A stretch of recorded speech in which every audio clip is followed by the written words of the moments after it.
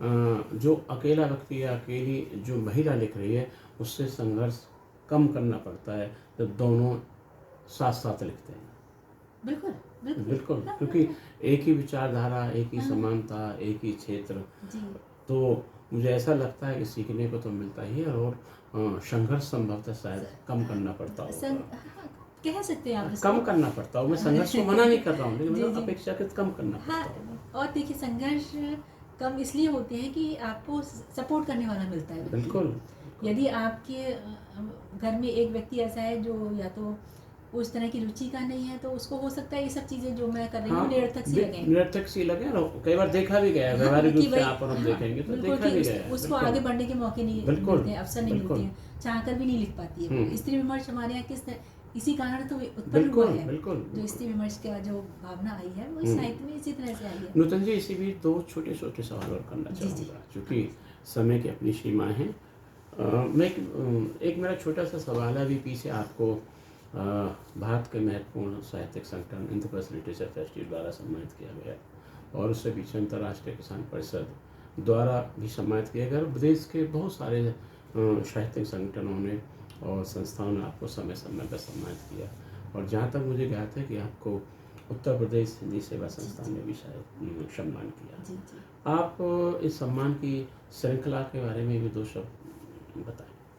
देखिए, एक सम्मान ऐसा नहीं है कि कोई सम्मान कोई नहीं लेना चाहता। हुँ, सम्मान प्राप्त करने का एक संतुष्टि है एक तरह से। आगे बढ़ने को प्रेरित आपके करती कार्य है। की रिकॉग्निशन है। बिल्कुल। आपने कार्य अच्छा किया, आपको पहचान किसी भी तरह से दी गई, हुँ, तो एक आत्मसंतुष्टि का भाव होता है और आगे बढ़ने के लिए आपको प्रेरणा मिलती है। जी, तो किसी के लिए भी सम्मान एक भूख नहीं होनी चाहिए, एक तुष्टि का एहसास होना चाहिए, जी। मेरा जो मानना है। बिल्कुल, और वही बिल्कुल। उसको मैं उसी तरह से मैं सम्मानों को लेके चलती हूँ हुँ, कि सम्मान यदि मुझे कोई मिलता है तो मैं उसको सहज स्वीकार करती हूँ बिल्कुल, और इस भावना से कि इस सम्मान की मुझे कद्र करनी है, बिल्कुल, इस बिल्कुल। हिसाब से मुझे आगे बढ़ना है। हुँ, और यदि किसी संस्था ने, किसी व्यक्ति ने मुझे सम्मान दिया, इसका मतलब वो मेरे कार्य में संतुष्ट है, विश्वास करता है। विश्वास करता है बिल्कुल। और उसके विश्वास को मुझे और मजबूत आधार देना है। जी, बिल्कुल। तो इस तरह से मैं सम्मानों को देखती हूँ और उससे मुझे आगे बढ़ने की प्रेरणा मिलती है। जी, तो यही मेरे जीवन का उद्देश्य है और मैं भी चाहती हूँ कि सम्मान मुझे मिलते रहे जी, जी। और मैं आगे बढ़ती रहूँ। जी, जी। इसलिए नहीं कि सम्मान से मेरा कोई बहुत बड़ा नहीं, वो नहीं, लेकिन प्रतिष्ठा की बात है। ये प्रतिष्ठा की बात है, आपके कामकाज को जी, एक जी। एक आप सच ये है कि आपके कामकाज पर मोहर है। जी, जी, बिल्कुल, बिल्कुल। इसमें कोई दो राय नहीं है कि आप अच्छा लिखते हैं तो लोग आपको बस और अच्छा जो चाहते एक हैं। खुशी का एहसास होता है, वो चाहे क्षणिक खुशी है, बिल्कुल, वो बहुत आपके बिल्कुल, मन में स्थायी रह जाती है और आपको बिल्कुल। आगे लिखने के लिए प्रेरित करती है। इसी बीच नूतन जी, चूँकि हम आपके साक्षात्कार के अंतिम पलों में हैं, एक बड़ा छोटा-सा सवाल और लेकिन मैं चाहूँगा कि उसका जवाब थोड़ा-सा बड़ा होना चाहिए। वर्तमान समय में किसी भी भाषा का या किसी भी बोली का जो साहित्य लिखा जा रहा है, चूँकि आप प्रवासी साहित्यकारों पर आपका बहुत बड़ा काम है जी, और हिंदी भाषा का आपका बहुत बड़ा विशेष रूप से काम है। भारत और भारत के बाहर आप महत्वपूर्ण नाम है, इसमें कोई दो राय नहीं है। आप नए लिखने वाले साहित्यकारों के लिए आप क्या कहना चाहेंगे? जी। जो हमारे नए साहित्यकार आ रहे हैं, जी। तो मुझे ये लगता है कि उनको केवल ये देखना चाहिए कि हम हुँ, क्या लिख रहे हैं हुँ, और इससे आपकी समाज के प्रति प्रतिबद्धता क्या दिखती है। जी।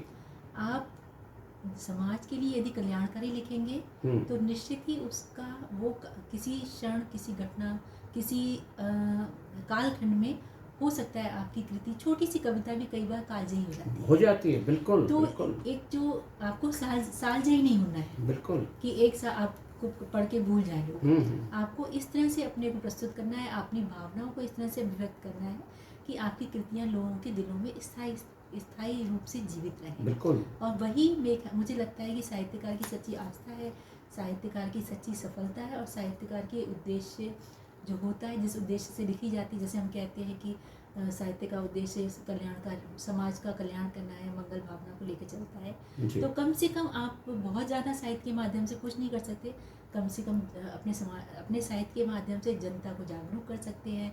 जो हमारी कुरीतियाँ हैं, जो उन पर हमारी बिल्कुल, विसंगतियाँ हैं, जो बिल्कुल। विद्रूपताएँ समाज में व्याप्त हैं, उनके प्रति समाज का ध्यान आकृष्ट कर सकते बिल्कुल। हैं। और एक बार ध्यान आकृष्ट करने की बात है, आपने उस मुद्दे को उठा लिया तो हम्म। निश्चित ही उसका कुछ समाधान भी निकलेगा। हम्म।